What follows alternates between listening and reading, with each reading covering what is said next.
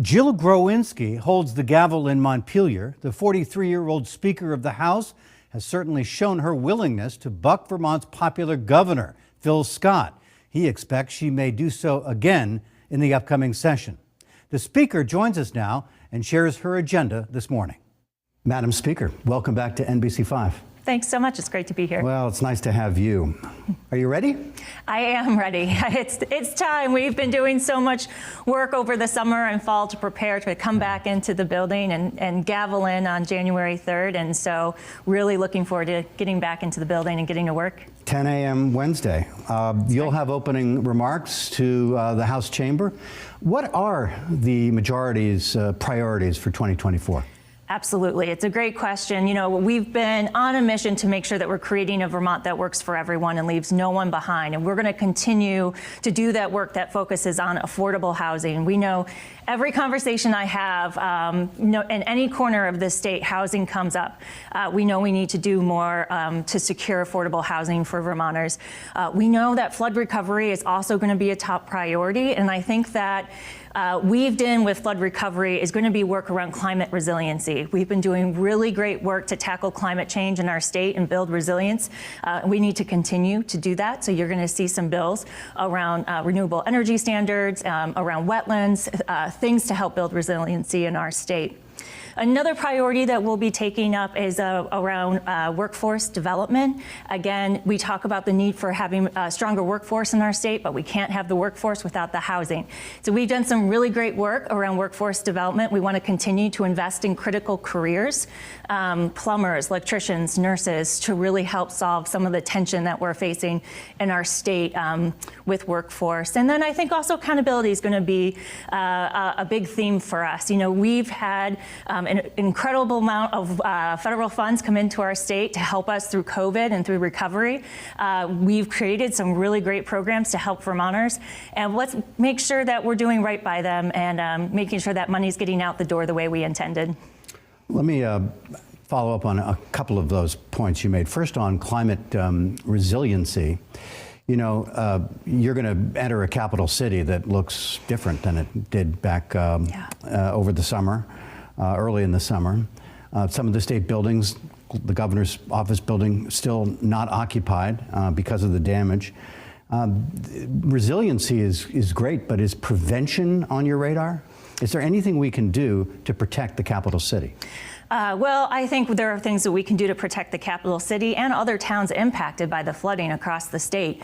I think that we have some work to do around dams and in the way that we control water in our state, around land use. We'll be taking up some bills around Act 250 and land use. Where we're building, how we build is going to be really important. And we need to make sure that our businesses and families have the support they need to be prepared for a flood or to respond. And I think there are a lot of lessons learned from this from the floods that happened, and it does seem like we've been dealing with one crisis at a time, from COVID and now the floods. But Vermonters are so resilient and really come together to help one another out. And again, you know, we'll be doing that work this session. The list of problems. This is big news year, as we were looking back at the headlines over the previous 12 months, but they'll carry forward into the new year. Yeah. Fentanyl and drug overdose, the crime wave with major crimes that have swamped the state police and Burlington Police. You represent Burlington, and homelessness. Governor Scott was here 2 weeks ago and said housing will be number one, not just in terms of spending more money, but in making it easier to build, because even with the money we have, we're not building nearly quickly enough. Do you agree? Well, I think there's a nuance to that. I think that, first of all, I think it's great that we all agree that housing needs to be a top priority this session. That's half the battle, making sure that we're all rowing in the same direction. I think that we have some work to do around Act 250. We did some work last year in that effort. I think we saw some progress there. We'll continue to look at it. I think that it is critical, though, that we're ensuring that we're building in the right places and supporting communities, making sure that they have a say in what that looks like. So again, Housing, Act 250, but you mentioned, public safety. And I think health and public safety will be another theme that people see throughout the legislative session. Our court system has had an intense backlog. It was an issue before COVID, and now we're still dealing with it. So we will be looking at making some investments to help build up and strengthen our justice system to ensure that we can get through that backlog. And I think that is one strategy that we have around public safety. And we'll continue to do our work around substance use disorder and prevention. And I think one of the first bills we're going to pass will be a bill around overdose prevention sites and piloting a couple across the state to see how that works, and if we can use that as one tool to help address the problems out there. Some people call it safe injection site, just so we're clear, that's what you're talking about. Yes. Burlington police send us news releases regularly that talk about arresting somebody who has previously been arrested or in touch with the police for some kind of trouble 20, 30, 40 times. They spend no time in jail. Sometimes judges signal to the police that they won't hold them. It's what's led to what some call the revolving door at the courthouse. Obviously, it's frustrating to police, but is that okay with you? Is that something that you think we need to address? Well, I think that's part of the issue that we're having with the backlog system, the lack of judges. We had at one point, I think, 6 or 7 vacancies in the system, so that's been part of the problem. I think that, again, investing in the judiciary will help some of this. I also think that we're going to be looking at a bill around retail theft. That has been a theme that we've heard as well. And so I know that our House Judiciary Committee takes this work very seriously, and we'll be diving into it in January. About spending, the legislature passed a budget, overrode the governor's veto of a spending package that raised state spending 13% last year.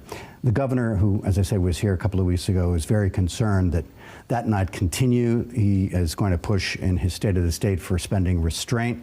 And to explain sort of what he thinks is going on, I want to play a little clip from something he told us here a couple of weeks ago. The legislature has worked with us on some issues, and again, I'm grateful for that. But a lot of them haven't been through the tough times. They are brand new.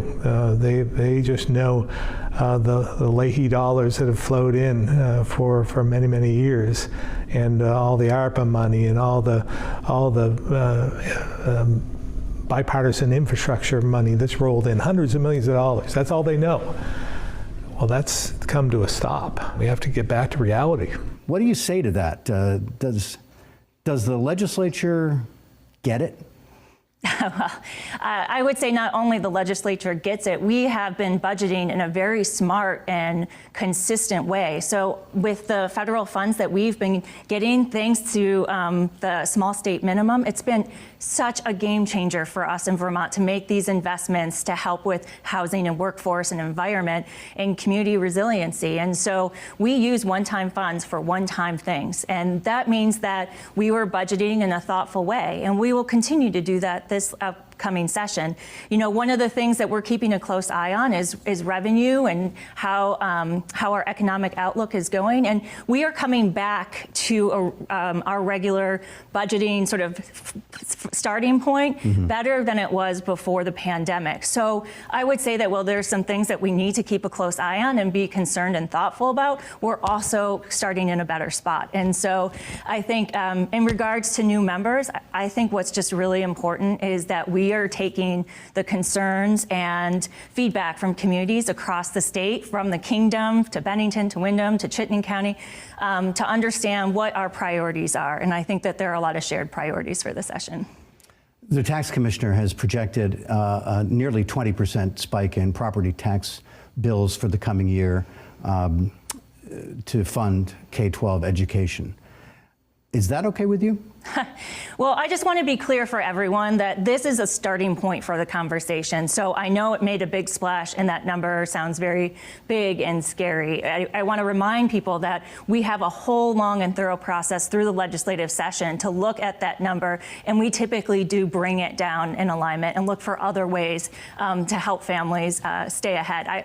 And there are some pressures in there that we do have control of and some that we don't. And so we have federal funding running out. We have healthcare costs going up, and we're seeing that everywhere across the state and across the country. And so I would ask for folks to be engaged and to follow the process so you see the investments that we're making in our public education system, the return on investment, and know that that's not the final number. There's a whole process ahead of us. What would be an appropriate number? I am not going to speculate on an appropriate But I mean, are number. we talking, could you cut that in half?